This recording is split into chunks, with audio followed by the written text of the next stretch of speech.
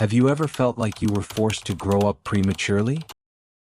As if life had placed responsibilities too heavy for someone so young on your shoulders, while the world around you remained indifferent to the childhood you never had the chance to fully experience. There's a quiet tragedy in this early adulthood, a paradox that shapes the mind and heart in ways we rarely stop to comprehend. Growing up quickly brings skills and resilience, but robs us of the freedom of innocence. It teaches us to navigate the world with tools we hadn't yet learned to fully use. Psychologists and philosophers have studied this phenomenon for decades, albeit under different names. Alice Miller, a pioneer in understanding childhood trauma, described children who are forced to care for adults instead of being cared for. She called this the poisoned well of early responsibility, where love becomes conditional and emotional labor is imposed before the child even recognizes their own needs. In other words, the child who grows up quickly learns the mechanics of survival before understanding the language of their own heart. Think of that brother or sister who silently assumes parental roles, caring for younger siblings, organizing the house, mediating family conflicts. Or the teenager who bears the emotional burden of their parents or friends, becoming a counselor, mediator, or protector, while their peers simply play, learn, and explore. These young people acquire a maturity beyond their years, but at the cost of their own childhood. The paradox lies in what is gained and lost simultaneously. The precocious young adult gains independence, a worldview, and an understanding of human frailty. But they also inherit shadows: anxiety, perfectionism, a constant feeling that no one can truly understand the depth of their experience. Carl Jung would describe this as the early formation of the persona, a mask the child wears to meet external expectations while repressing their rawest, most vulnerable self. Over time, these repressed elements, fragments of lost childhood, can manifest as emotional restlessness, unexpected outbursts, or chronic dissatisfaction, echoes of a self that never had the chance to fully exist. In the modern world, this dynamic intensifies. Social media, for example, creates a stage where children and adolescents perform adulthood, displaying achievements, wisdom, or emotional composure far beyond their years. Likes, comments, and subtle validations teach that survival is tied to performance, and that emotional labor is not only expected, it's rewarded. The cultural narrative is clear: grow up fast, be capable, and hide what is fragile, uncertain, or tender. And yet, while society rewards this early growth, it rarely acknowledges its cost.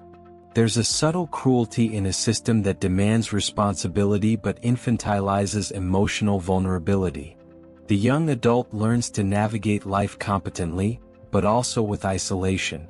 They become proficient in the mechanics of living, but disconnected from the experience of living fully. It's as if life gives them the tools to build a house but denies them the right to fully inhabit it, leaving empty rooms, closed windows, and walls echoing with unspoken words. This paradox is not just personal, it is cultural. Sociologist Zygmunt Bauman described the modern human condition as a liquid life: relationships, careers, and identities constantly shifting, never entirely solid, never completely secure. For the precocious adult, the instability of the world meets the fragility of their unreconciled childhood, creating a unique tension. They navigate life competently but carry a silent pain, a longing for a time they never fully experienced, for a self they never fully knew. And yet, there is an intimacy in understanding this condition, the quiet recognition that one is not broken but paradoxically human. The precocious adult carries the weight of experience, but also possesses the potential for profound self-awareness, empathy, and insight. The challenge is to acknowledge both loss and gain, to witness shadows and strengths without judgment. To see the inner child and the adult they have become as two halves of the same story, a story written before its time, but one that can still be understood, integrated, and honored. In this video we will explore 6 dimensions of early adultization: the paradox of maturity, its psychological impact, the formation of the persona, the influence on relationships, social pressures, and paths to reconnection and healing. Each chapter will reveal how growing up fast shapes not only who we are, but also how we relate to the world, others, and ourselves. To do so, we'll draw on insights from Jung, Alice Miller, Gabor Maté, Bauman, and contemporary psychology, illuminating a journey that is at once deeply personal and universally human. If this video is making you reflect and touching you in some way, perhaps it's because part of you is identifying with it and seeing your own story in it. Subscribe, and let's navigate these contradictions together, shedding light on the hidden consequences of growing up prematurely, and discovering the potential for wholeness that still exists within us. Growing up prematurely isn't just about learning responsibilities, it's often about internalizing a mask that hides who we really are. Carl Jung called this person the face we show the world to meet social, familial, or cultural expectations. For those who experience early adultification, this persona is formed early, shaped by the need to survive emotionally, to care for others, to appear strong when all they want is to be cared for. A child who learns to be an adult early doesn't have the opportunity to explore their own vulnerability. Instead of crying, they console. Instead of asking for help, they offer it. Instead of making mistakes freely, they correct. As a result, an essential fragment of their being, their spontaneity, their raw emotions, their most genuine fears, is repressed. Jung described the repression of these aspects as the formation of shadow. Everything we deny in ourselves that we hide becomes a silent but powerful presence, capable of shaping behaviors, feelings, and decisions in adult life. Adults born from precocious childhoods often find themselves in constant tension between what the world expects and what their inner self desires. They learn to control anxiety and fear, but this doesn't mean they disappear. On the contrary, suppressed feelings build up, manifesting in perfectionism, hyperresponsibility, guilt, or even seemingly inexplicable outbursts of anger. It's as if the silenced child continues to speak through the cracks of the adult persona, reminding them that life never fully respected their time to grow. And this shadow doesn't just manifest internally, it colors relationships and life choices. Precocious young adults tend to seek control, stability, and security, often distancing themselves from situations that might reveal fragility. Friends, partners, and colleagues may notice a certain rigidity, a difficulty in opening up fully. At the same time, there is extreme sensitivity. Everything is experienced intensely, every emotion amplified, every rejection or disappointment felt as if it were an existential threat. It is the weight of an unlived childhood, translated into constant alerts to protect the still vulnerable self that resides within. In the contemporary world, this dynamic becomes even more complex. Children and adolescents are exposed to constant stimuli, social media, school pressure, incessant comparisons, that reinforce the need to present an image of maturity. The persona grows stronger, but so does the shadow. The young adult learns to portray only the competent and accomplished version of themselves, while the inner child observes silently, invisible, waiting for space to exist. It's a silent but profound conflict that resonates with the feeling of disconnection with oneself and with others. Alice Miller emphasized that denying this inner child is denying one's own emotional truth. By ignoring or repressing what we felt when we were young, we carry an unresolved emotional memory, which influences our relationships, professional decisions, and even how we approach our own happiness. Jung would remind us that integrating the shadow is essential to achieving individuation, that is, to becoming whole. In the context of early adulthood, this means acknowledging the child who was forced to grow up early, embracing their emotions, listening to their needs, and ultimately allowing them to coexist with the adult they have become. This integration isn't simple.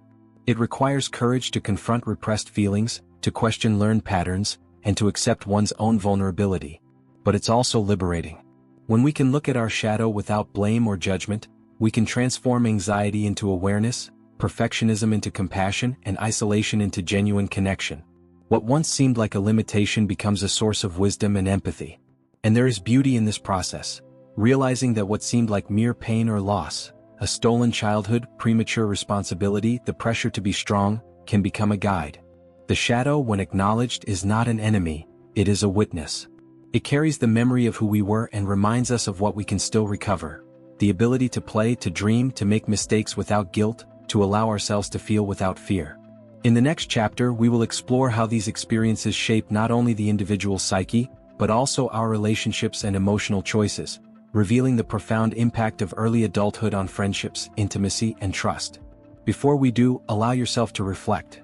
How many times have you presented yourself to the world competently, hiding fears and vulnerabilities that no one could ever see? And how often does this still influence who you are today? Growing up prematurely isn't just about taking on responsibilities, it's a process that leaves deep marks on the mind and heart. Every decision a child or adolescent must make beyond their natural age acts as a silent burden, shaping thoughts, emotions, and behaviors. And often the effects only become visible years later, when the adult wonders why they feel constant anxiety, excessive perfectionism, or difficulty trusting others. Gabor Maté, a renowned psychiatrist and trauma researcher, argues that experiences of emotional overload in childhood, such as caring for family members, facing family crises, or dealing with school and social pressures, create internal patterns of constant alert. The brain learns that being attentive, responsible, and predictable is a matter of survival. Children grow up believing that their feelings are secondary, that their needs don't matter, and that showing vulnerability is dangerous. This leaves cognitive scars, difficulty making decisions due to fear of making mistakes, a tendency toward perfectionism, and harsh self-criticism. Emotionally, the impact is equally intense. Anxiety and guilt become constant companions, because the precocious young adult carries emotional memories from the past, of a disrupted childhood, of excessive expectations, of the weight of responsibilities they shouldn't have. Simple feelings such as sadness or frustration can be interpreted as personal failings, because the child learned early on that expressing emotions could cause more problems than solutions. This pattern perpetuates into adulthood. Every mistake is internalized as a failure, every interpersonal conflict as a threat to one's own emotional security. The cognitive impact also manifests in the ability to concentrate, learn, and process emotions. Children who assume adult responsibilities early learn to prioritize tasks, plan and organize, but often at the expense of developing creativity, curiosity, and playful exploration. The mind becomes efficient but rigid, adapted to survive, but limited in its ability to dream or experience the world with ease. It's as if life has given them functional tools but robbed them of the opportunity to play with them. In the modern context, these effects are amplified. School pressure, constant exposure to social media, and the culture of performance create a continuous expectation of maturity and productivity. Young people who already shouldered responsibilities at an early age find themselves competing with unrealistic standards of success and comparison, reinforcing the idea that they are never enough. Anxiety, then, is not just personal, it is systemic, a consequence of a society that values results above humanity. Philosophically, we can observe in this process the paradox of the modern human being. The sooner we learn to survive, the less prepared we are to leave fully. Nietzsche said that suffering is essential for growth, but he also emphasized the importance of experiencing life in its entirety, with joy, spontaneity, and intensity. Premature adultification robs us of some of this experience, leaving us competent but emotionally incomplete adults, carrying a silent emptiness that they rarely find words to express. Another often overlooked effect is the difficulty in setting limits. The precocious young adult has learned that caring for others is a priority, that their own needs can wait. Thus, in adulthood, they tend to overextend themselves in relationships, work, and commitments, feeling guilty when refusing demands or when taking care of themselves. It's a silent cycle of self-demand and emotional exhaustion, often accompanied by feelings of inadequacy, even in the face of real achievements. However, recognizing these patterns is the first step toward healing. Understanding that anxiety, perfectionism, and difficulty with intimacy are not moral failings, but adaptive responses to early experiences, offers relief. Contemporary psychology, trauma-focused therapies, and self-care practices enable early adults to reconnect with their emotions, listen to their inner child, and integrate past experiences in a healthy way. And here an important point emerges. Early adulthood is not just a story of loss or limitation. It also offers unique resources: resilience, empathy, the ability to perceive emotional nuances, and the strength to face adversity. The key is to balance these qualities with rediscovering your inner child, allowing life to be lived with greater depth and authenticity. In the next chapter, we will explore how these experiences impact social and affective relationships, showing how early adultification influences friendships, intimacy, and the ability to trust others. But before that, reflect. How often have you recognized the repressed child within you? How many current decisions, emotions, and behaviors still carry the echo of your premature growth? Recognizing this is the first step to understanding not only who you are, but also who you can become. growing up quickly doesn't just transform the mind and body, it transforms the way we relate to the world. Those who experience early adulthood often carry a heightened sensitivity to the emotions of others, an intense empathy, but also a silent burden. Children who took on responsibilities prematurely learn to read signals, anticipate needs, and resolve conflicts, developing a keen perception. However, this same ability generates tension. Intimacy with others becomes a delicate terrain, because trust inevitably means revealing vulnerability, something they were conditioned to hide from an early age. Friendships, for example, can be challenging. The precocious young adult feels the need to protect others, to take on the role of mediator or counselor, often more than they allow themselves to receive support. They observe friends experiencing the spontaneity of youth and simultaneously feel envy and alienation, as if out of step with the natural flow of social life. It's the paradox of empathy, feeling deeply but isolating themselves for fear of exposure or being misunderstood. In the emotional realm, the situation repeats itself. Intimate relationships require a balance between giving and receiving, vulnerability and protection. For those who grew up early, these boundaries are blurred. The tendency is to overgive, prioritize the other, or, on the other hand, maintain emotional distance to avoid touching old wounds. Jung would say this reflects the tension between the persona and the shadow, the mask of a competent adult trying to protect the wounded self, while the inner child seeks connection and acceptance. Early adulthood also influences the perception of trust. When we learn from an early age that we can't completely depend on the adults around us, whether parents, teachers, or authority figures, we develop a pattern of constant alertness. In adulthood, this translates into difficulties trusting fully, fear of opening up or sharing weaknesses, and a silent emotional vigilance that consumes energy and creates invisible barriers in relationships. Zygmunt Bauman described liquid modernity as a time of unstable and ephemeral relationships. For the precocious adult, this instability is magnified. While the world appears uncertain, their own emotional foundation is marked by experiences of early responsibility and partial abandonment from childhood. The combination creates a silent isolation, a feeling of being able to manage everything externally, but profoundly alone internally. And there's another paradox. Modern society often rewards this precocity. Young people who demonstrate maturity, competence, and control are seen as admired, trustworthy, grown up before their time. But external recognition doesn't heal the internal void. The inner child, silenced for years, lurks, reminding us that something essential has been lost, that life hasn't been fully experienced. However, understanding this impact offers a path to reconnection. Recognizing that difficulty trusting, fear of intimacy, and the tendency to take on excessive responsibility stem from early experiences is liberating. It allows us to redefine relationships, establish healthy boundaries, and gradually make room for our inner child to participate in adult life. Empathy, sensitivity, and the ability to care for others can be balanced with attention to our own needs, creating more genuine and satisfying relationships. At this point, a profound reflection arises. Is it possible to love and connect fully when we carry the scars of responsibilities we should never have assumed? The answer is not simple, but the first step is to recognize the pattern. Observe how early adultification shaped choices, attitudes, and behaviors without blame or judgment, but with awareness and compassion. In the next chapter, we will explore how society and modern culture reinforce early adulthood, increasing pressures and expectations, and how this impacts our collective psyche. Before we do, reflect. How many relationships in your life have been shaped by the weight of responsibilities assumed too early? How many bonds have been strengthened, and how many have drifted apart, because of this silent tension between early maturity and the need for genuine connection? Early adulthood isn't just an individual phenomenon, it's deeply cultural. Modern society, with its expectations, demands, and paradoxes, encourages children and adolescents to take on responsibilities far beyond their years, often without realizing the psychological consequences. Growing up quickly has become a kind of silent norm, an implicit requirement that permeates families, schools, and the media. From an early age, we are confronted with clear messages: be competent, take responsibility, prepare for the future. Formal education often emphasizes academic performance over emotional development. Social media further amplifies this pressure. Young people are encouraged to project images of maturity, success, and stability, while spontaneity, playfulness, and experimentation are often ignored or devalued.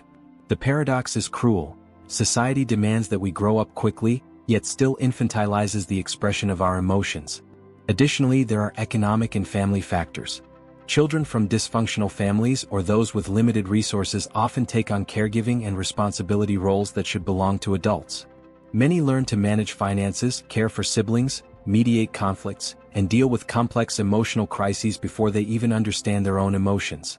These experiences build resilience, but they also leave deep scars, shaping perceptions of duty, autonomy, and personal worth. The culture of performance also fuels premature adultification.